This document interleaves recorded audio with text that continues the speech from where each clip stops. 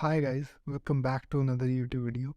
So this video is more about how you can use Apollo to send cold emails. So in this video we will be talking more on three things. First, how you can connect your email account to Apollo. Then how to build out an email sequence on Apollo. And lastly, what are the sending limits you should be using for that maximum deliverability.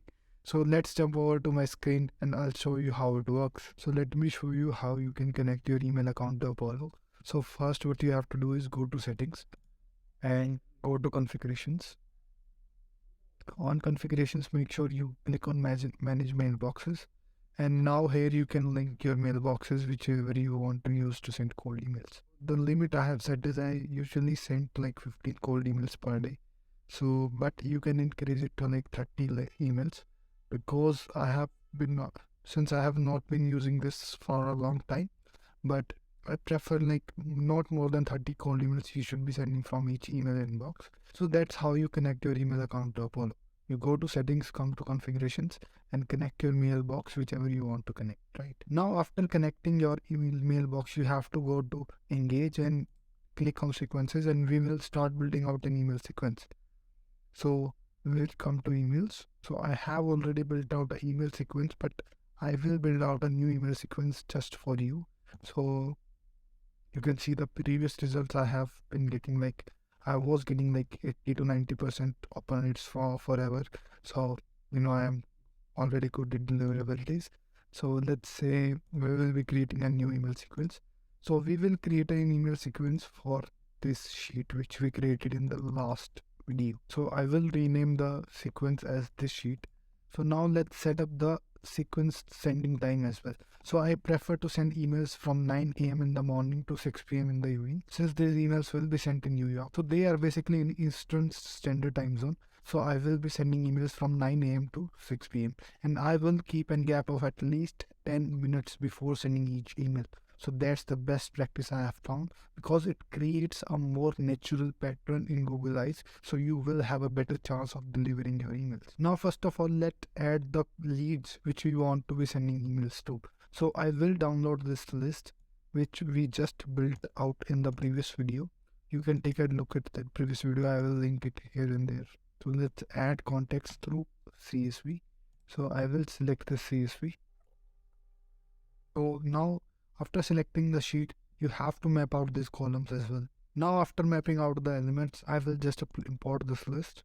Now we have 134 leads here. Now let's go back to the email sequence builder. So let's add the first step. So I always prefer to send just 4 emails in each of my sequence. So let's add the first step. So this is where you have to write the email copies. So now let's put in a subject line.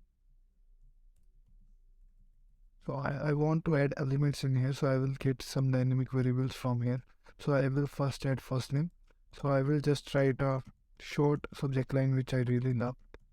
It's quick caution. So let's quickly write an email. I will just copy it from one of my scripts and paste it here so we can just move from here quickly. I just want to give you an idea how this email sequence builder works. So you get this step 1, you fill out all these details, then we build out a step 2, right? So let me do it and we'll move forward from there. So now I have written the first email which I want to send. So you can just test this email as well. So it will just send a test email to my email address. So I will get that email address and I'll check whether it was right or not, right? So now I will save this first email and we will move on to adding the second email in the sequence. Also, you can obviously A/B test your email scripts. I don't really have an option available, but I prefer to A/B test only one thing at a time. Either you can A/B test your subject lines or your CTS or your email copy. Just focus on one thing and whichever performs better, just run with it. Now let's add the next step. Now I prefer to keep an gap of like 7 days before sending out my next email. So whenever I'm sending follow-ups, I'm not sending them as new email threads. I will always replying them as the email which I previously sent. So I will just add the email copy for second email. You don't need to add any subject line because it will remain the same. So now I have added the second email as well, and the Apollo is showing you how the second email will look like while the prospect will be reading. So this is how I wanted it to be. So that's fine. So now I will quickly add third and fourth email and we will continue from there. So this is how my third email will look like, and now let's set up the fourth one and we will be done with it. So I'll just keep the last follow very short, like 4 days maybe, right? So that's how you build a sequence in Apollo. So now you see you can add any amount of emails in your sequence as much as you want. Even if you prefer to send like 7 to 8 follow-up emails, that's fine as well. Just keep on adding. So after setting up all these sequences, make sure you click on activate the campaign from here, and Apollo will start sending the emails in the scheduled time.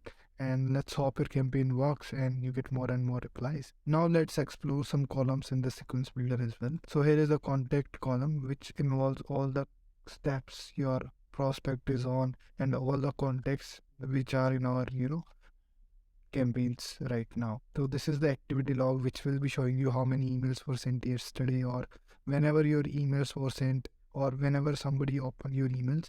Also, I prefer not to track any open rates because it creates a lot of issues with deliverability.